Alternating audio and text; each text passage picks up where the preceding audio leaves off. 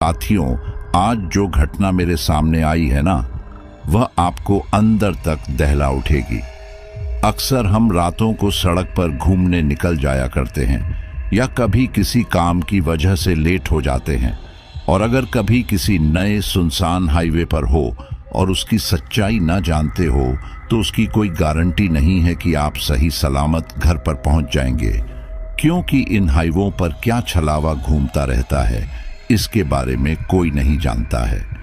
तो आज की स्टोरी हमें एक हमारे सब्सक्राइब ने ही बताई है, जो कभी बहुत ही गलत धंधा किया करता था, लेकिन उस हादसे के बाद उसने वह धंधा छोड़ दिया है।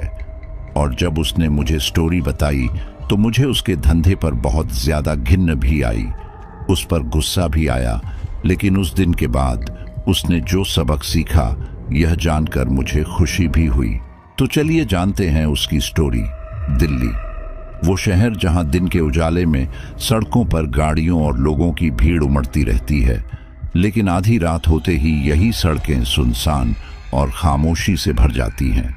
बस रह जाती हैं बीते दिन की कुछ घटनाएं या फिर कोई वारदात, जो अंधेरी और खाली सड़कों पर अपने अगले शिकार का इंतजार कर रही होती है। उसी रात सुनैना नाम की एक लड़की सुनसान सड़क पर अकेली पैदल चल रही थी। रात काफी गहरी हो चुकी थी, ठंड का मौसम था और चारों तरफ घना कोहरा छाया हुआ था। कड़ाके की ठंड में भी सुनैना पार्टी ड्रेस पहने हुए थी और ठंड से उसकी हालत खराब होती जा रही थी। वो अपने दोनों हाथ रगड़ते हुए ऊंची हील पहनकर धीरे धीरे आगे बढ़ रही थी। चारों ओर इतनी खामोशी थी कि उसे सिर्फ अपने कदमों की आहट ही सुनाई दे रही थी। कुछ देर बाद अचानक कुछ कुत्ते आकर उसकी तरफ देखने लगे और उसकी तरफ देखकर जोर जोर से भौंकने लगे। 2-4 कुत्तों को देखकर सुनैना वहीं ठिठक गई। उसने पास ही पड़े एक पत्थर को उठाया और उन्हें डराने के लिए उनकी ओर फेंक दिया।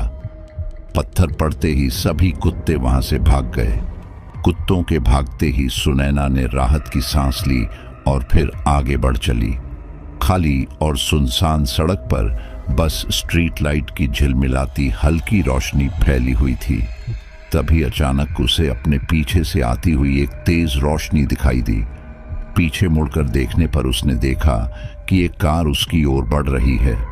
वो रोशनी कार की हेडलाइट थी, जो सीधे सुनैना के चेहरे पर पड़ रही थी। सुनैना एक ओर हट गई, लेकिन कार ठीक उसी जगह आकर रुक गई जहां वो खड़ी थी। वो कार को सवाल भरी नजरों से देखने लगी। अगले ही पल